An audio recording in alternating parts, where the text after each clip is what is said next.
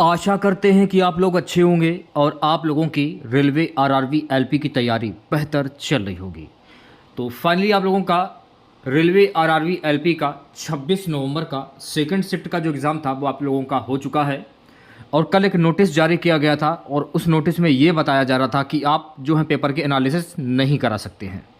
तो मैं आपको पेपर की एनालिसिस ना कराकर मैं आपको कुछ इंपॉर्टेंट क्वेश्चंस मैं आपको कराने वाला हूं।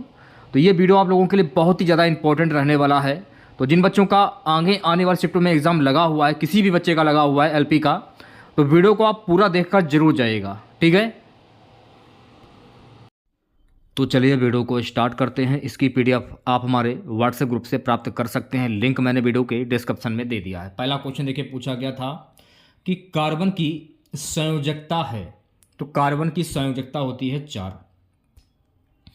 एक कार्बन परमाणु के सबसे भारी संयोजकता खोल में 4 इलेक्ट्रॉन होते हैं। कितने इलेक्ट्रॉन होते हैं? 4 होते हैं। तो इसे ऑक्टेट विन्यास को पूरा करने के लिए 4 और इलेक्ट्रॉनों की आवश्यकता होती है। तो कार्बन की संयोजकता 4 है, ये पॉइंट आपको ध्यान रखना है। कार्बन आवर्त सारणी में 6वें स्थान पर है, जिसका अर्थ है कि इसमें 6 इलेक्ट्रॉन है। अगला प्रश्न देखिए, पूछा गया था कि 2023 खेलो इंडिया पैरा गेम्स का आयोजन कहां पर हुआ था? 2023 खेलो इंडिया पैरा गेम्स का आयोजन नई दिल्ली में हुआ था। KIPG 2023 का शुभंकर उज्ज्वला छोटी गौरैया। ये पॉइंट बहुत ही ज़्यादा इंपॉर्टेंट है, इस पॉइंट को आप याद करके जाइएगा। पहले खेलो इंडिया पैरा गेम्स में 7 खेल प्रतियोगिताएं आयोजित की गई। इनमें मुख्य रूप से para athletics, para shooting, para तीरंदाजी, para football, para badminton, para table tennis और पैरा वेटलिफ्टिंग शामिल हैं। ये 7 खेल भारतीय खेल प्राधिकरण के 3 स्टेडियमों में आयोजित किए गए हैं। KIPG पदक तालिका में शीर्ष 5 राज्य कौन कौन से हैं? हरियाणा, उत्तर प्रदेश, तमिलनाडु, गुजरात और महाराष्ट्र। तो ये सारे पॉइंट आपको ध्यान में रखने हैं, ठीक है। नेक्स्ट क्वेश्चन देखिएगा प्यारे बच्चों। अगला प्रश्न देखिए, पूछा गया था बुखार को कम करने वाली दवा के रूप में किसका प्रयोग करते हैं? बुखार को कम करने वाली दवा के रूप में एंटीपायरोटिक दवा का प्रयोग करते हैं। एस्प्रिन या पैरासीटामोल बुखार उतारने की अच्छी दवाएं हैं और पूरी दुनिया में लोग इनका इस्तेमाल करते हैं। आईप्रूफेन भी बुखार कम करने या उतारने की दवा है। अगला प्रश्न देखिए, पूछा गया था शरीर की सबसे बड़ी धमनी कौन सी होती है? तो शरीर की सबसे बड़ी जो धमनी होती है उसको हम कहते हैं महाधमनी। महाधमनी शरीर की सबसे बड़ी धमनी है। महाधमनी बाएं निलय के शीर्ष पर शुरू होती है, जो हृदय की पेशी पंपिंग कक्ष है। हृदय बाएं निलय से महाधमनी वाल्व के माध्यम से रक्त को महाधमनी में पंप करता है। अगला प्रश्न देखिए, पूछा गया था सोडियम कार्बोनेट को हाइड्रोक्लोरिक अम्ल के साथ अपक्रिया करने पर कौन सी गैस बनती है? सोडियम कार्बोनेट को हाइड्रोक्लोरिक अम्ल के साथ अपक्रिया करने पर कार्बन डाइऑक्साइड गैस जो है वो बनती है।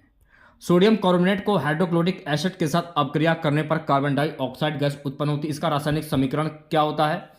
Na2CO3 plus 2HCI 2NaCI plus CO2 plus H2O इसका समीकरण यानी इसका सूत्र होता है, ठीक है। नेक्स्ट क्वेश्चन देखेगा।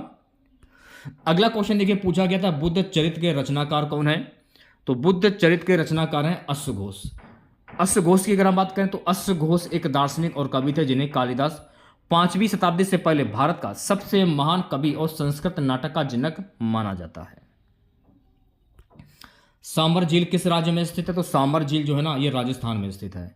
सांबर खारे पानी की झील जयपुर के पश्चिम पूर्व मध्य राजस्थान राज्य में स्थित है। यह 230 वर्ग किलोमीटर क्षेत्र अरावली श्रेणी के एक अवसाद का प्रतिनिधित्व करता है। इसे राजस्थान की खारे पानी की झील के नाम से भी जाना जाता है। सो गाइस, अगला प्रश्न देखिए, पूछा गया था कि त्रिक नियम का सिद्धांत किसके द्वारा दिया गया था? तो त्रिक नियम का सिद्धांत डोबो-राइनर के द्वारा दिया गया था।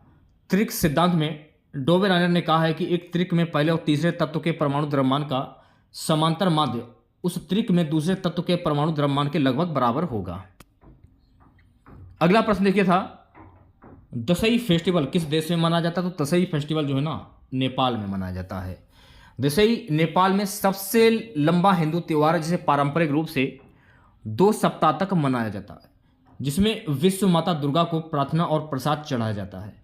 नेपाल का महान फसल उत्सव दशई परिवार के पुनर्मिलन, उपहारों और आशीर्वादों के आदान प्रदान और विस्तृत पूजा का समय है।